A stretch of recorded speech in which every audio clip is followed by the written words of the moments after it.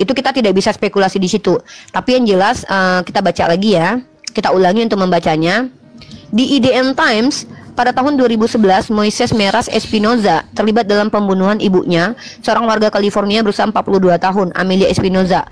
Menurut Moises, dia dan 2 orang lainnya mencekik dan menguliti ibunya.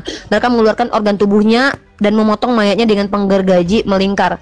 Setibanya di apartemen mereka, pihak berwenang menemukan jejak darah mereka di kamar mandi, dan mereka juga menemukan irisan daging di dalam freezer dan kepala Amelia yang terpotong-potong dengan gigi yang dan mata dalam yang keadaan lepas bersama dengan salib terbalik diukir di tulangnya gitu loh. Jadi teman-teman, kita nggak ngerti ini mereka ini kenapa bisa sekeji itu dan sekejam itu. Apakah karena mereka memang terinspirasi dari penumbalan Yesus yang disiksa di tiang salib, atau karena mereka terinspirasi dalam penumbalan anak Daud karena dosa-dosa Daud setelah berzina dengan Batseba, kemudian Tuhan malah hukum menulahi anaknya selama seminggu. Dan apakah gara-gara itu? Kita nggak tahu ya teman-teman ya. Cuman memang tradisi penumbalan di agama-agama tertentu itu memang sudah ada. Dan bedanya adalah kalau saya ya, bedanya adalah teman-teman, kalau agama Yahudi mereka itu menumbalkan lembu, anak sapi.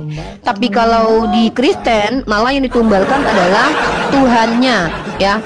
Tuhannya yang ditumbalkan. Aku udah di-mute dan sama dia. Kalau udah di-mute biar saya lanjutkan narasi saya, teman-teman. Ya, jadi gini ya, teman-teman ya, perhatikan di sini misalkannya kayak gini nih. Tumbal itu artinya apa? Sekarang kita sampaikan. Cek di sebelah saya sudah di-mute belum? Kalau tumbal sudah di-mute, itu artinya ya, jadi tumbal itu artinya adalah sesuatu yang dipakai untuk menolak penyakit dan sebagainya, tolak bala ya. Kemudian di sini kurban, persembahan dan sebagainya untuk memperoleh sesuatu yang lebih baik. Itu ya teman-teman ya.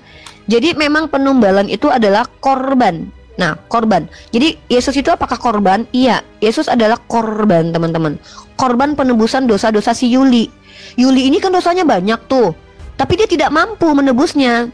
Karena Yuli ini tidak mau, teman-teman. Dia nggak mau bertanggung jawab dengan dosa dia.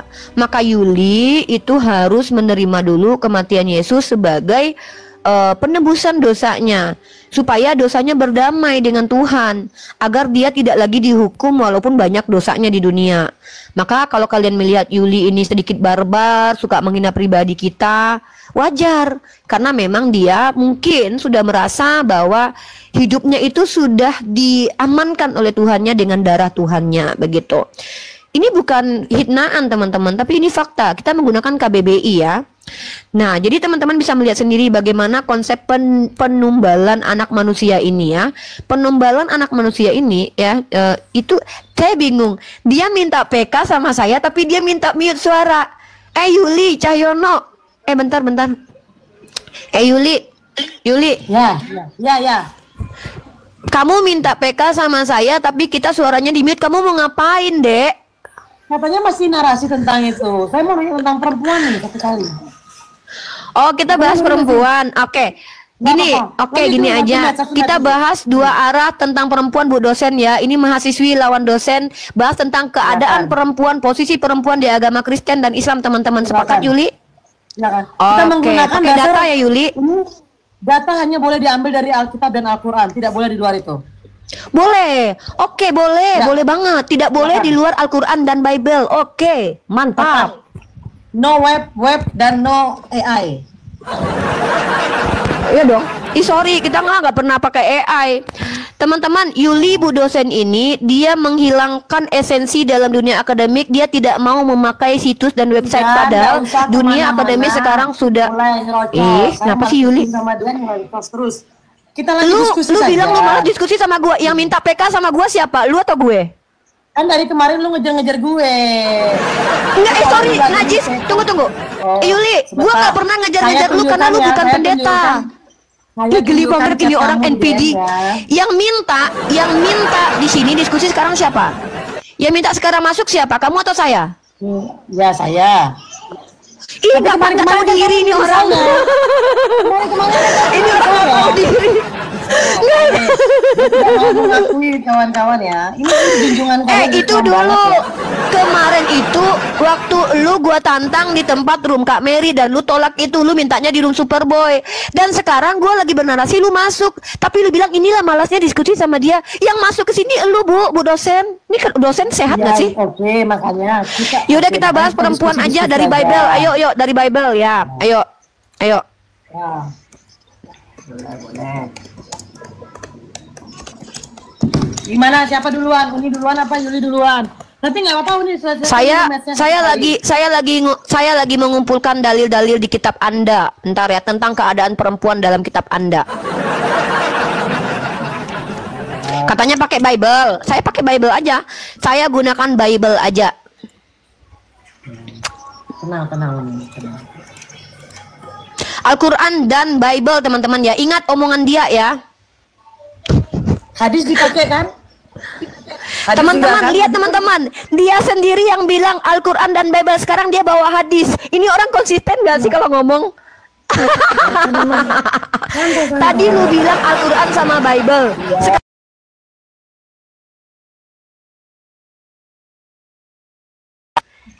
Al-Quran memang hadis. Berarti lu nggak ngerti bedanya Al-Quran sama hadis. Makanya kalau ngomong tuh belajar dulu Bu dosen. Ini orang makanya terus. Loh, hadis itu kan anjuran agama kamu juga, Uni. Loh, hadis bukan Al-Quran. Lu yang bilang tadi kita pakai apa? Lu tadi ngomong apa? Lu tadi ngomong pakai apa? Kalau seandainya pakai masalah agama, lu juga banyak yang bahkan tidak ada di kitab lu dianjurkan di agama lu. Kayak Natal itu emang dari Bible lu? Enggak. Masih kita tentang perempuan nggak usah lari Natal atau nggak. Gua ngasih contoh kalau semua ritual dalam agama lu nggak ada di kitab lu. Ini aneh nih orang. Kristen pakainya Alkitab, kalau kamu kan pakainya Alkitab dan hadis. Oke agama kamu. Oke, kalau gua tanya lu harus jawab pakai Bible nanti ya. Teman-teman, gini nih orang-orang dia tuh nggak konsisten teman-teman. Dia bilang tadi Al-Quran dan Bible aja. Kenapa? Kita kitab suci dengan kitab suci. Hadis itu bukan kitab suci. Hadis itu pengajaran Nabi Muhammad yang juga disebut dengan wahyu. Dianjurkan ke dalam agamamu. Gua tanya, lu mau berevisi omongan lu nggak sebagai dosen?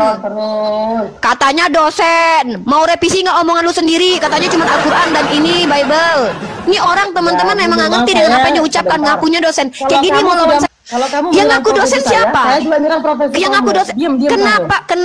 Kenapa lu malu dikatain dosen? Kan lu yang ngaku dosen. Saya mahasiswi, lu dosen. Masa dosen kayak gini kelakuannya ngelawan mahasiswi aja? Oke, bahas. Kalau saya buka mic terus dia ngerocos terus mulutnya teman-teman, kayak knalpot ya. Jadi begini, kita diskusi agama, nggak usah sibuk-sibuk profesi saya, ya. Minimal profesi saya nggak pernah VCX sama orang, nggak pernah jual minyak kemiri.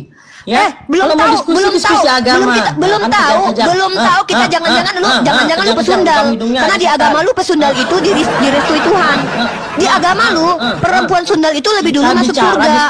Bisa jadi lu adalah orang yang bersundal karena pengen cepat masuk surga. Kan itu ada kaitannya dengan kegiatannya dengan agama. Bisa jadi lu yang patuh kepada Yesus. Siapa yang tahu lu nggak pernah tidur sama laki orang? Emang kita emang kalau tidak pernah terbukti lu pernah tidur dengan laki orang, berarti lu gak pernah tidur dengan laki orang. Jangan-jangan lu sekarang lagi tinggal sama laki orang, Yuli. Tinggal sama laki jadi orang ini gua tanya sama lu kalau seandainya ngajak gua diskusi, lu berani nggak memperdengarkan suara gua di tamu-tamu lu, di netizen lu berani nggak? Kenapa lu mute terus suara gua? Bisa stop nggak? Stop, bisa ngomongnya stop. Bisa stop ngomongnya? Makanya lu kalau seandainya memang fokus diskusi, lu cari data. Sekarang gue lagi cari data, lu ganggu. Harus di mute. Nah, ya saya lagi cari, nggak usah cari-cari data. Katanya sudah ahli, minimal di luar kepala. Makanya jangan kebanyakan VCS. Ahli itu lu ya, kita nggak tahu lu sekarang lagi tidur sama laki orang, kita nggak tahu. Jangan-jangan lu nih gue tunjukin ya, pesundal lebih dulu masuk surga ini junjungan kalian teman-teman, junjungan kalian, kebanggaan kalian ini, kebanggaan dosen gini nih, kok gini kelakuan dosen kelakuannya kayak gini. Dosen ini memfitnah dosen ini dosen lawan mahasiswi kejam, menyerang pribadi. Ini dosen Gak, kita nggak tahu, jangan-jangan lu adalah pesundal. Kita nggak pernah tahu. Nih kita lihat nih ya, di agama lu itu. Kenapa dia dengan profesi saya? Karena dia tidak punya kerjaan. kerjaannya hanya membahas Kristen. Kalau nah inilah orang Kristen kalau seandainya tidak mampu membahas agamanya, dia nyerang pribadi teman-teman. Nih kau tengok itu ya. Bahkan aku yakin kau ini adalah aku berkata kepadamu, sesungguhnya pemungut cukai dan perempuan sundal nih, perempuan sundal akan mendahului kamu masuk ke dalam kerajaan Allah. Jadi kita nggak tahu, jangan-jangan lu sekarang pergi bersundal. Jangan seluruh perempuan Kristen itu supaya masuk surga bersundal dulu ya. Jadi perempuan-perempuan di Kristen itu kata Yesus di agama lu lebih parah lagi nih. Perempuan sudah lebih dulu berdosa nih. Perempuan itu profesi saya. Lu dari tadi nggak usah lu sok playing victim. Dari tadi lu nyerang pribadi. Nih lihat nih, kata Tuhan lu nih, karena Adam yang pertama dijadikan, kemudian barulah Hawa. Lagi pula bukan Adam yang tergoda di agama lu, melainkan perempuan itulah yang tergoda dan jatuh ke dalam dosa. Ini nih, memang di agamanya perempuan udah lebih dulu dikatakan berdosa. Lagi pula bukan Adam yang tergoda, melainkan perempuan. Berisik, diam lu ya. Lagi pula bukan Adam yang tergoda, melainkan perempuan itulah yang tergoda dan jatuh ke dalam dosa. Dalam agama lu perempuan sudah berdosa sejak semula. Makanya Tuhan lu mengutuk perempuan itu melahirkan ditambah rasa sakitnya, karena memang Tuhan lu itu laki-laki. Jadi perempuan yang ditumbal jadi korban. Nah belum lagi di agama lu perempuan tuh nggak boleh ngajar. Lu jadi dosen ngapain nih? Kau baca ini, aku tidak mengizinkan perempuan mengajar dan juga tidak mengizinkan memerintah laki-laki. Hendaklah Yuli berdiam diri. Karena Adam yang pertama dijadikan, kemudian barulah Hawa. Lagi pula bukan Adam yang tergoda, melainkan perempuan itulah yang tergoda dan jatuh ke dalam dosa. Mamanya Yesus menurut kitab elu itu berdosa. Makanya lucunya, karena saking Tuhan lu tahu perempuan itu sejak semula sudah berdosa, makanya Tuhan lu bilang gini, aku berkata kepadamu, sesungguhnya pemungut cukai dan perempuan sundal akan mendahului kamu masuk ke dalam kerajaan Theos. Makanya Tuhan lu mengambil perempuan sebagai apa? Tumbal dari kejahatan orang yang disebut sebagai laki-laki. Nah ini dalinya aja. 2 Samuel pasal 12 ayat 14, ayat 11 ya, kita lihat bagaimana kemudian kesalahan laki-laki diambilkan, ditumbalin yang perempuan. Inilah harga diri perempuan nggak ada di agama lu. Beginilah firman Tuhan, bahwasanya malapetaka akan kutimpakan ke atasmu yang datang dari kaum keluargamu sendiri. Aku akan mengambil istri-istrimu. Tuhannya Yuli mengambil istri-istri orang, dijadikan tumbal atas kesalahan suaminya. Ya, aku akan mengambil istri-istrimu di depan matamu dan memberikannya kepada orang lain. Orang itu akan tidur dengan istri-istrimu di siang hari. Jadi Yuli ini adalah piala bergilir. Kenapa? Kalau suaminya berdosa, si Yuli akan diambil Tuhan, diberikan kepada laki-laki lain. Misalkannya lakinya berzina, si Yuli diambil Tuhan, dikasih ke anaknya, digilirin dia. Karena apa? Memang begitu. Dalinya begitu nih. Beginilah firman Tuhan, bahwasanya malapetaka akan kutimpakan ke atasmu yang datang dari kaum keluargamu sendiri. Aku akan mengambil istri-istrimu di depan matamu dan memberikannya kepada orang lain. Orang itu akan tidur dengan istri-istrimu di siang hari. Jadi kalau seandainya Yuli adalah orang yang menyembah kepada Tuhannya Bani Israel, itu nanti kalau suaminya berdosa, berzina teman-teman, dia akan dijadikan tumbal, diambil dia untuk digilir sama laki-laki lain. Nah, begitu juga misalkannya kalian lihat di dalam ayat tutorial cara menjual budak ya. Memang ada dalilnya dalam kitab Keluaran pasal 21 nomor 26. Itu kita akui. Kenapa teman-teman? Si Yuli ini mana mampu berdiskusi teman-teman ya. Ayat 26-nya kita lihat bagaimana kemudian seorang ayah diajarkan cara menjadikan anaknya sebagai budak teman-teman. Ya, coba lihat ini. Keluaran pasal 21 nomor 26. Apabila seorang memukul mata, oh bukan gini ya, kita lihat ya. Kita lihat bagaimana menjual budak ya. Kita lihat bagaimana agama Kristen ini adalah Tuhannya sejak semula sudah berdamai dengan perbudakan. Makanya diajarkan cara menjual budak. Apabila seseorang apabila seseorang menjual anaknya untuk jadi anak perempuan ya guys ya, yang dijadikan budak itu anak perempuan ya. Apabila kita lihat di sini, apabila anak perempuan dijadikan budak ya, itu dalam kitab mereka tuh ada ya, kitab Perjanjian Lama ya. Kita akan tunjukkan bagaimana agama mereka itu memposisikan perempuan ya, karena perempuan itu memang tidak nggak ada harganya teman-teman ya.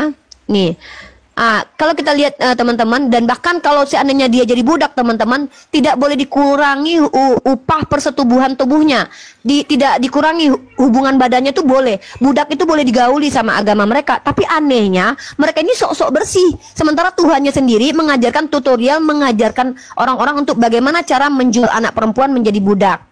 Nah, kemudian kita lihat lagi teman-teman bagaimana perilaku Tuhannya kepada perempuan ya.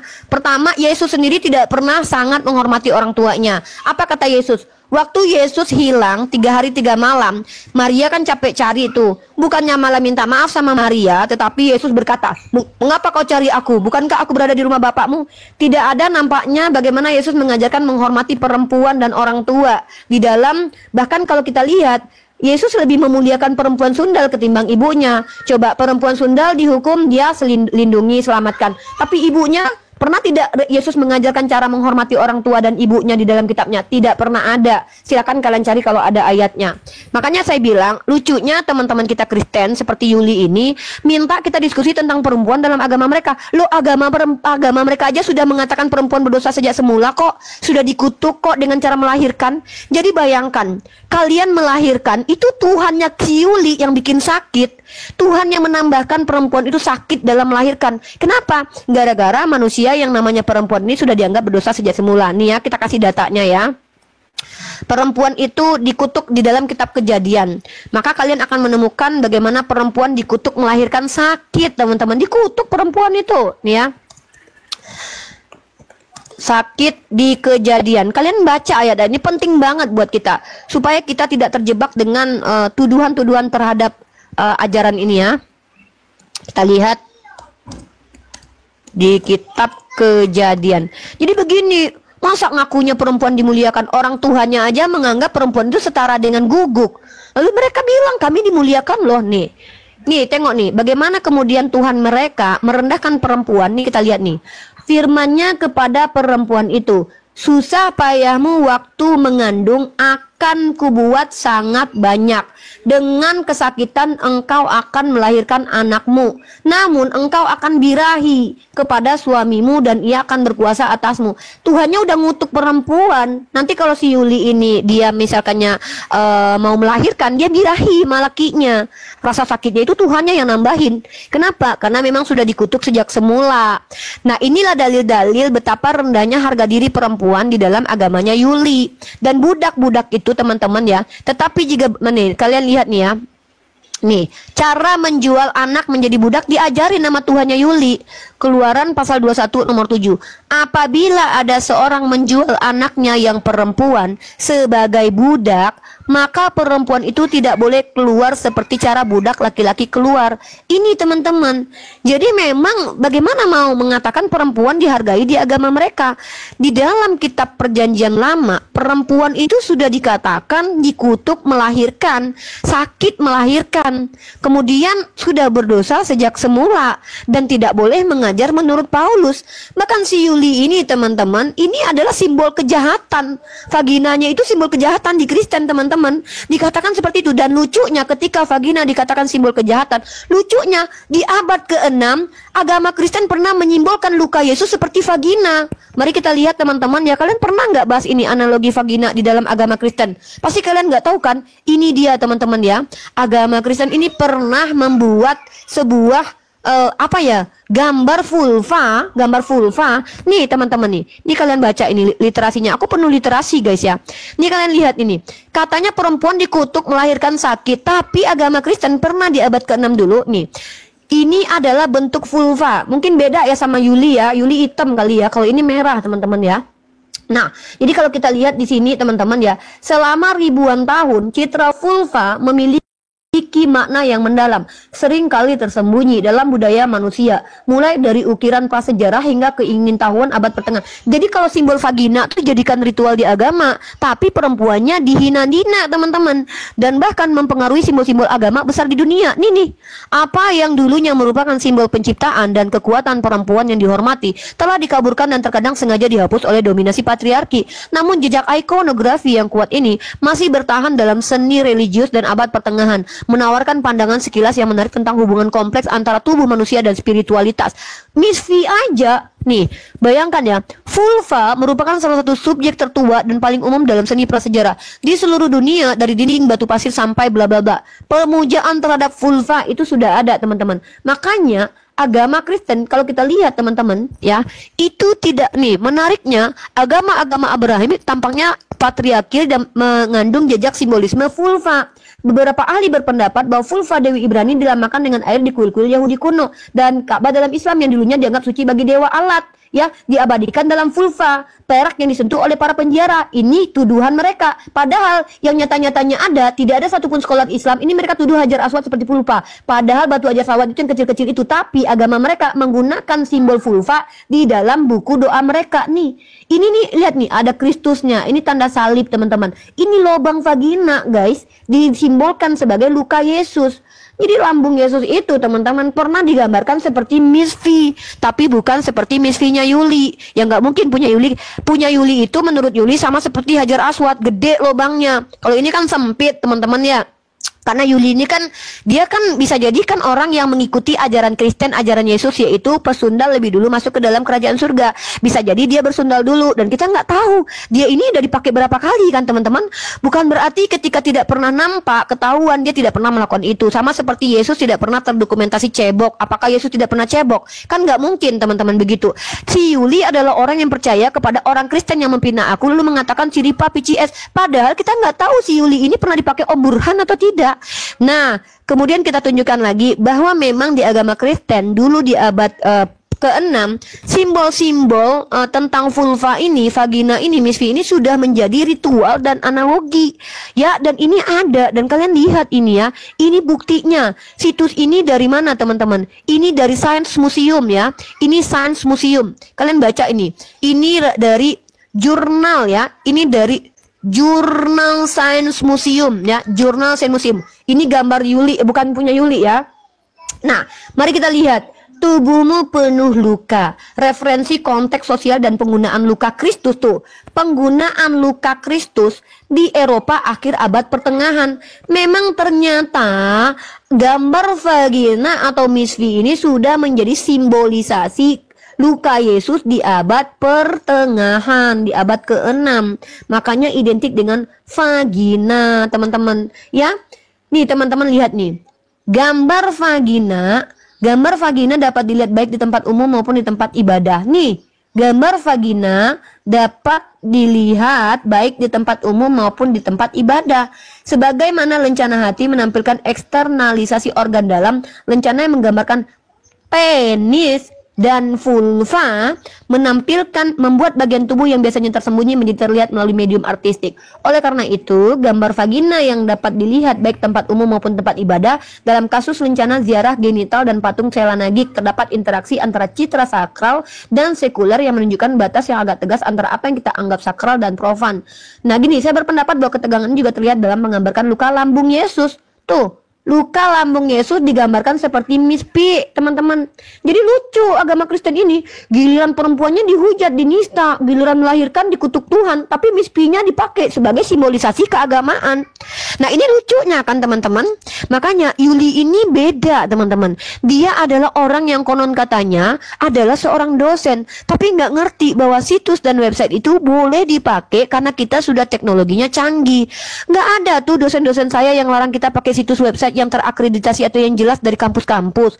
Tapi si Yuli ini karena dia tahu kalau kita buka situs maka akan terbongkar segala sesuatu tentang agamanya, dia larang saya untuk bahas situs. Kenapa? Dia nggak mau saya bawa jurnal ilmiah ini guys. Ini teman-teman, ini nih, ini adalah Jurnal Science Museum ya, ini Jurnal Science Museum. Di sini dikatakan vagina dari luka Kristus. Nah, jadi kenapa saya bingung dengan Yuli ini? Saya bingung dengan Yuli ini. Dia menganggap perempuan di Kristen itu dimuliakan. Tetapi faktanya adalah perempuan sudah dijadikan berdosa sejak semula. Melahirkan, bayangkan ya, laki-laki ini mentang-mentang Tuhannya laki-laki kali Yuli ya. Ketika si Yuli dibuntingin sama laki orang atau laki dia, maka ketika dia bunting itu Tuhannya yang bikin perutnya semakin sakit. Kenapa? Karena memang itu kutukan Tuhan dari sejak semula. Itu ada di dalam kitab Kejadian, teman-teman. Ini loh teman-teman, ini bayangkan aku sebagai perempuan gak tega. Coba kalian baca ini teman-teman.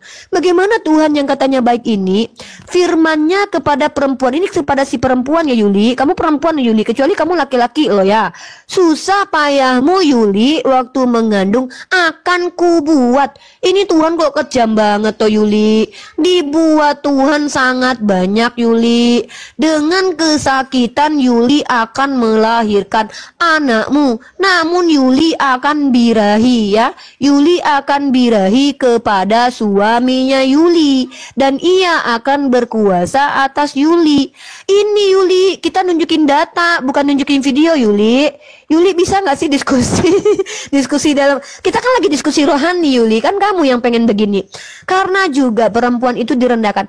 Apabila ada seorang menjual anaknya yang perempuan Yuli, perempuan sebagai budak, maka perempuan itu tidak boleh keluar seperti cara budak laki-laki keluar. Dan Yuli juga harus tahu ya, di dalam kitab Yuli, perempuan tidak boleh mengajar. Ini ayatnya Yuli. Nih, ayatnya baca Yuli. Paulus tidak mengizinkan Yuli sebagai perempuan mengajar. Kok Yuli bisa jadi dosen? Perempuan mengajar dan juga tidak mengizinkannya memerintah laki-laki. Hendaklah Yuli silent, diam diri. Nah, makanya ada istilah yang namanya Hipatia itu teman-teman. Dibun-bun sama orang gereja. Kalian tahu nggak kisah Hipatia? Dia tuh pinter. Dia dibun-bun sama orang gereja teman-teman ya. Kenapa? Karena dia pinter. Karena dulu di abad ke-8 Kristen itu menolak ilmu pengetahuan. Makanya Hipatia itu dibun-bun gara-gara dia itu tidak mau ikutin gereja karena dia cewek pintar.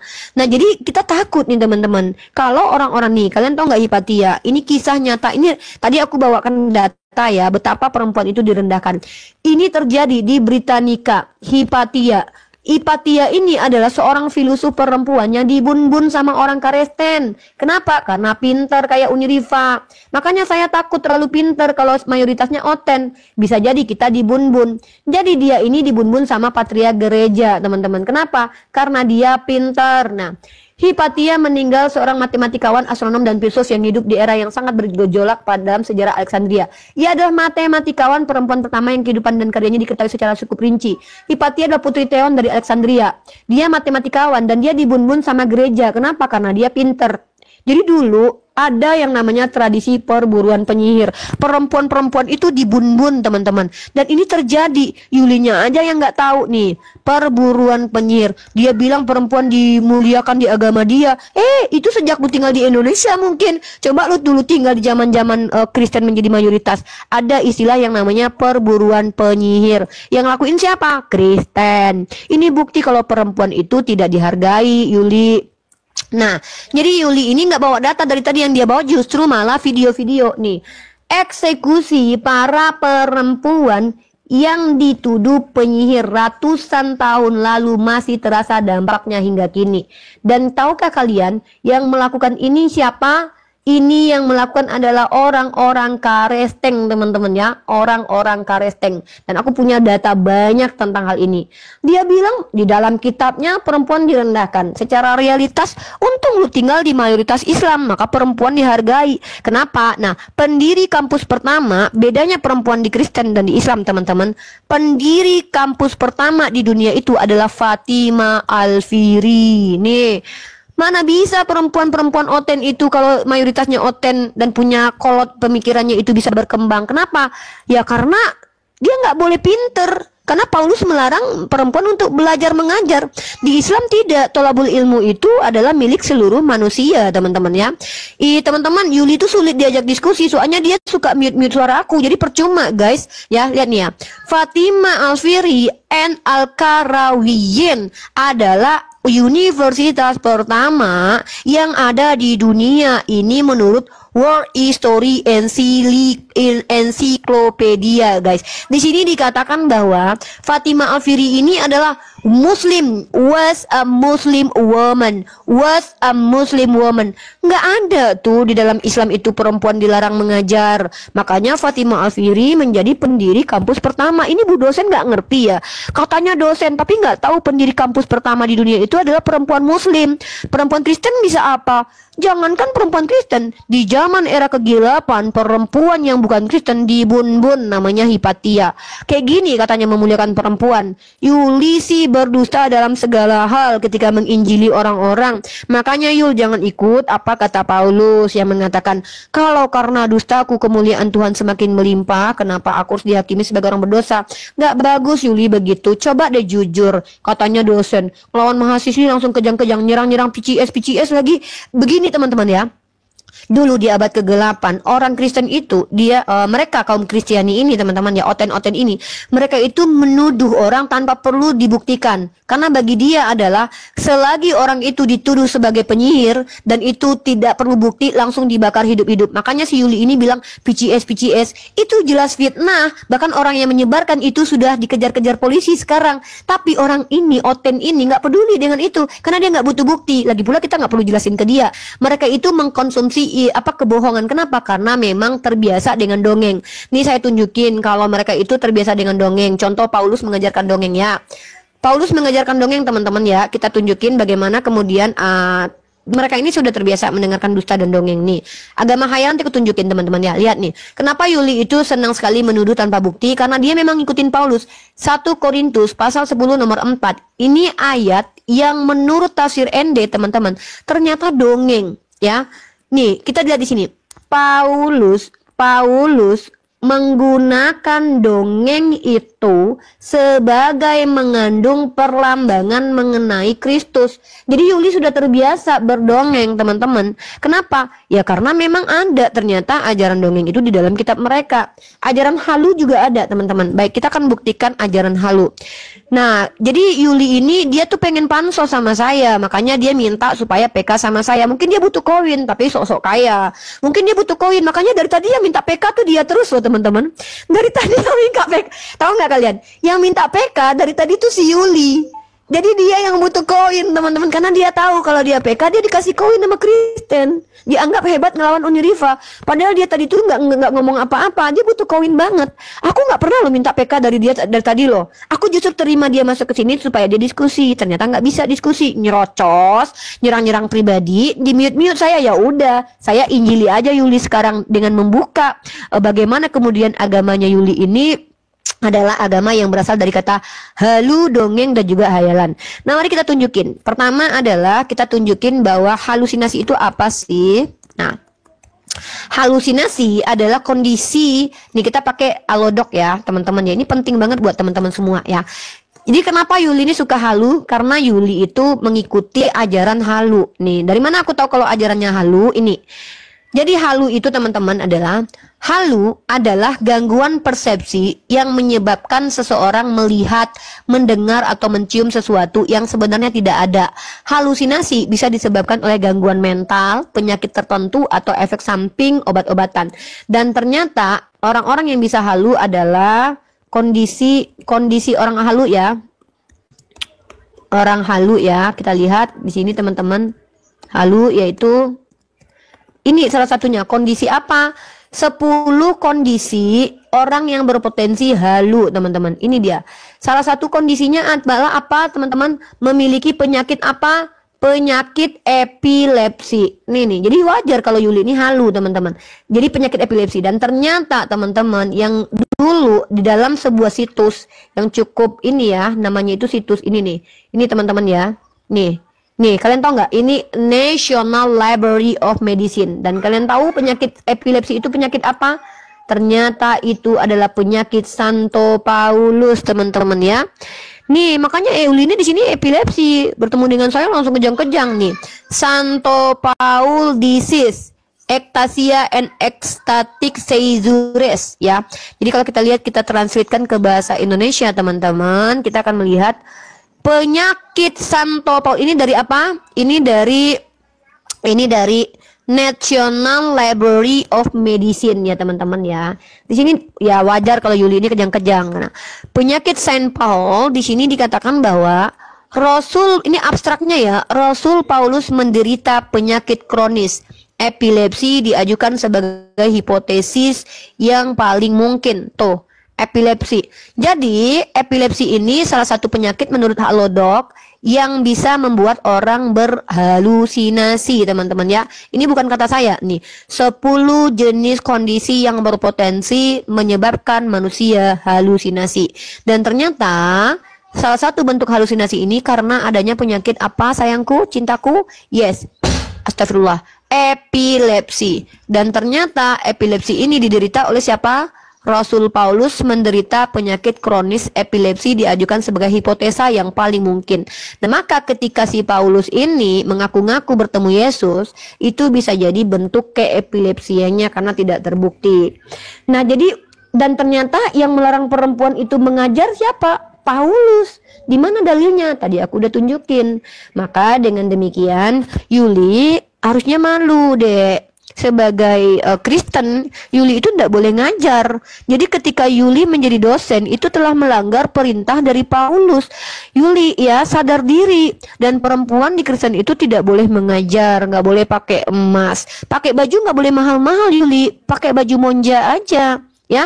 Dan perempuan juga boleh kok dijual. Itu dalilnya ada loh. Itu pernah terjadi loh. Mungkin karena malu dengan hal inilah Paulus membatalkan hukum Taurat ya. Bisa jadi kita nggak tahu dengan hal itu ya. Karena Yesus sendiri tidak pernah membatalkan hukum Taurat, teman-teman. Nah, dan bahkan lucunya ketika perempuan direndahkan, dihinakan di dalam agama Yuli, tapi vaginanya dijadikan simbol luka Yesus. Luka Yesus dijadikan simbol misfi. Dan ini lucu sekali gitu loh. Apa maksudnya? Kok begini banget agamanya Yuli, Dek? Nah, jadi Ibu dosen, besok-besok tuh kalau ngobrol sama Bunda Gembala ini, yang pertama nggak usah tantrum. Habisnya suka mute-mute Bunda sih kalau Bunda lagi PK. Minta PK sama Bunda, langsung keluar kan dia.